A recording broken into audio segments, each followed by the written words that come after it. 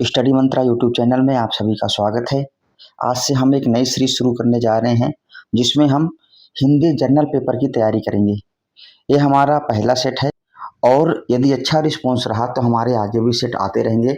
अभी हम लोग शुरू कर रहे हैं जो हमारे पेपर हो चुके हैं, यानी 2025 में जनरल पेपर हिंदी में जो प्रश्न पूछे जा चुके हैं उन प्रश्नों का पहले अभ्यास करके देखेंगे ताकि हमें एक आइडिया लग जाएगा। जब आप प्रीवियस ईयर पेपर करते हो तो उससे आपको जो है एक आइडिया लग जाता है कि किस टाइप के प्रश्न आपके परीक्षाओं में आने वाले हैं। ठीक है, तो अभी हम इस वीडियो में बात करने जा रहे हैं। इसमें जो है पीजीटी जो एग्जाम हुआ है आपका 4 अगस्त को, ये सेकेंड शिफ्ट का एग्जाम था फीमेल का, ठीक है, फीमेल टीचर का।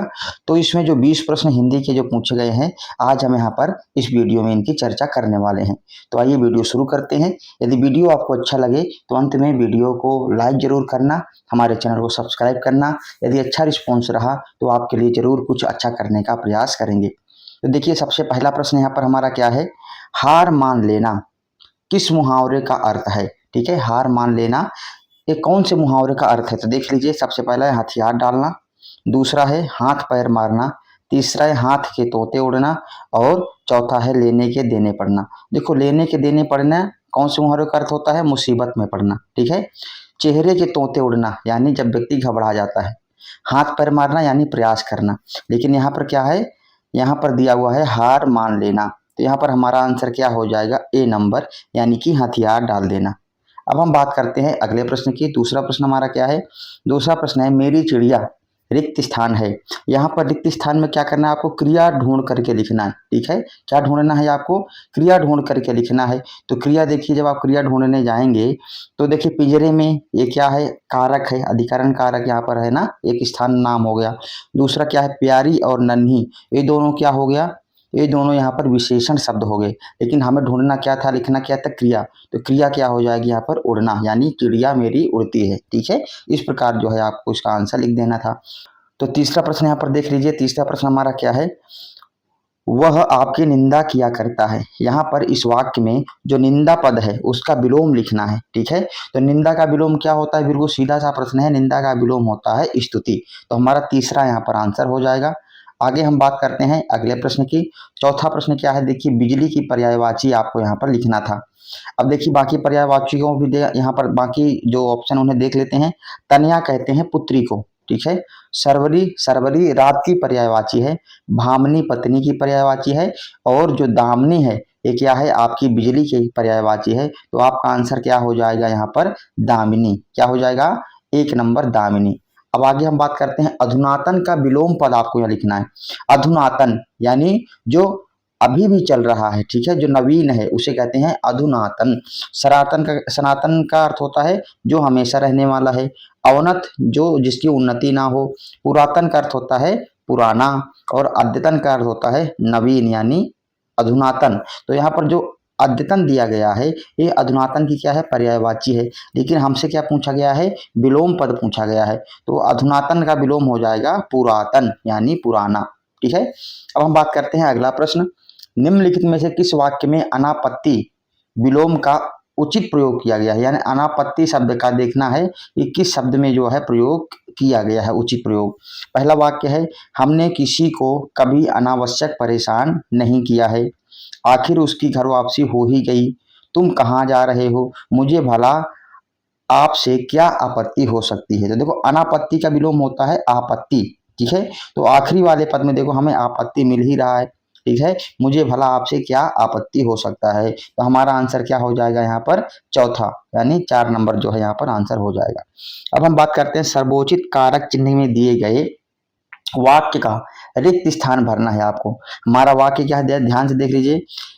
हिंदी में प्रायः कथानक और कथा वस्तु पर्याय रूप में प्रयुक्त होते हैं। तो कथा वस्तु पर्याय द्वारा रूप में नहीं हो सकता, कथा वस्तु पर्याय में रूप में ये भी नहीं हो सकता, कथा वस्तु पर्याय के रूप में, बिल्कुल पर्याय के रूप में, पर्याय का रूप में। तो क्या होगा, जब आप वाक्य में भरोगे तो आपको अपने आप पता चल जाएगा यहाँ पे क्या होना चाहिए। यहाँ पर हमारा हो जाएगा पर्याय के रूप में प्रयुक्त होते हैं। ठीक है, आइए अब बात करते हैं कौन सा कारक यहाँ पर हो गया, तो यहाँ पर हो गया संबंध कारक।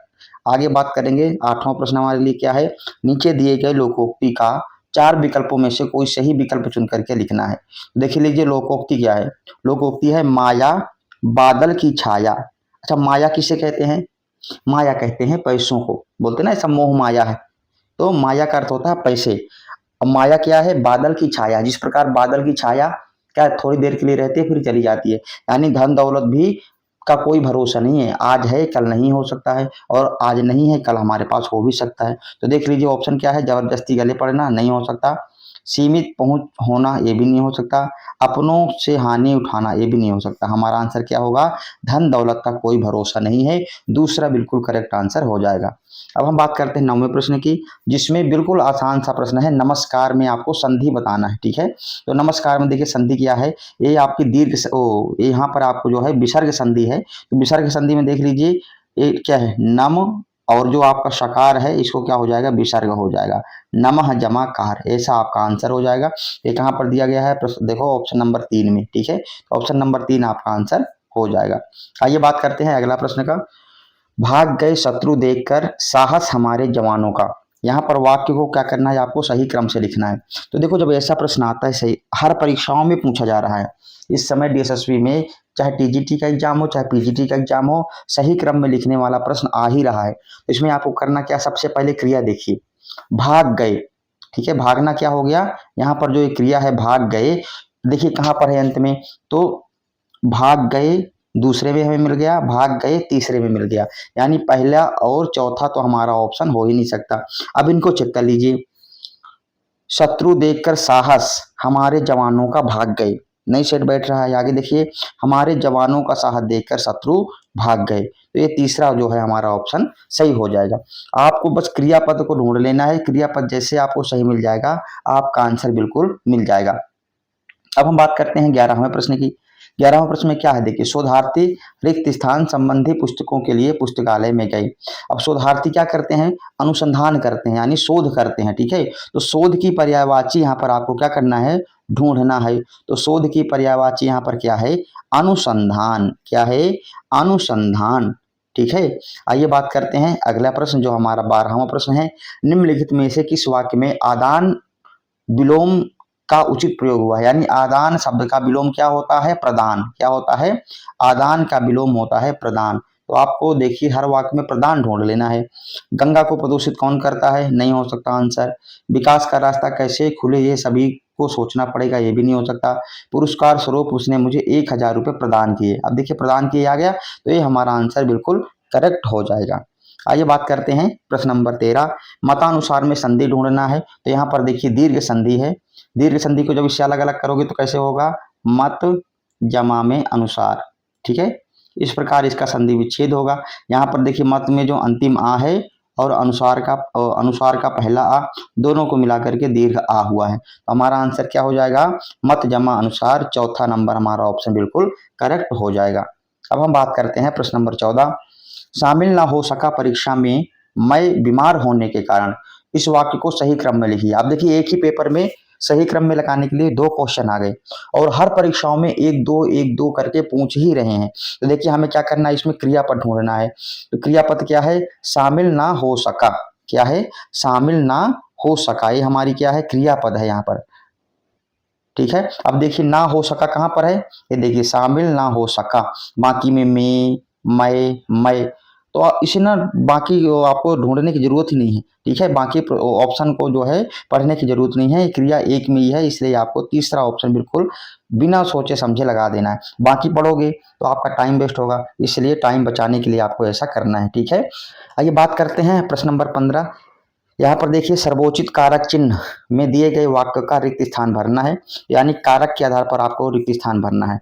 एब्सर्ड नाटककार परंपरागत, थोड़ा इसे देख लेना, परंपरागत भाषा से महत्व नहीं देते, का महत्व नहीं देते, पर महत्व नहीं देते, को महत्व नहीं देते। नाटककार परंपरागत भाषा को महत्व नहीं देते। ठीक है, जब आप सही वाक्य प्रयोग करोगे यहाँ पर ऑप्शन क्या हो जाएगा? 4 नंबर यहाँ पर बिल्कुल सटीक बैठेगा। ठीक है, भाषा को महत्व नहीं देते।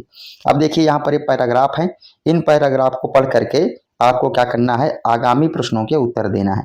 जिसमें पहला प्रश्न क्या है? कविता का प्रयोजन नहीं है, तो घटनाओं का वर्णन करना, ये भी कविता का प्रयोजन आता है, ये भी कविता के प्रयोजन में आता है।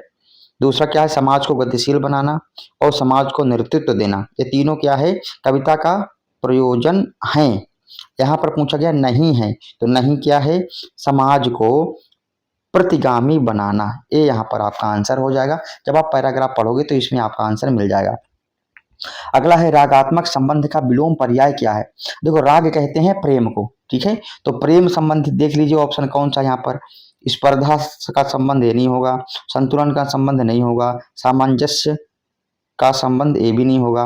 एक ही ऑप्शन होगा, क्या है, प्रेम और साहचर्य का संबंध। देखो कई बार ना हमें शब्दों का जब हम अर्थ ढूंढते हैं तो अपने आप हमारा ऑप्शन मिल जाता है। अब देखिए आपको पता रागात्मक, राग कहते हैं प्रेम को, ठीक है, जैसे प्रेम शब्द आ गया, आप प्रेम वाला ऑप्शन ढूंढ लीजिए और लगा दीजिए, बाकी को पढ़ने की जरूरत नहीं है। शिवाजी को उत्पन्न करना का अभिप्राय है। अब देखो शिवाजी तो उत्पन्न करने का मतलब क्या होता है, शिवाजी तो एक बार जा चुके हैं यहाँ से, है ना। तो शिवाजी की जीवनी लिखना, शिवाजी की प्रशंसा करना, शिवाजी को जन्म देना। देखो शिवाजी का जन्म तो दोबारा होगा नहीं, शिवाजी के चरित्र को गढ़ना।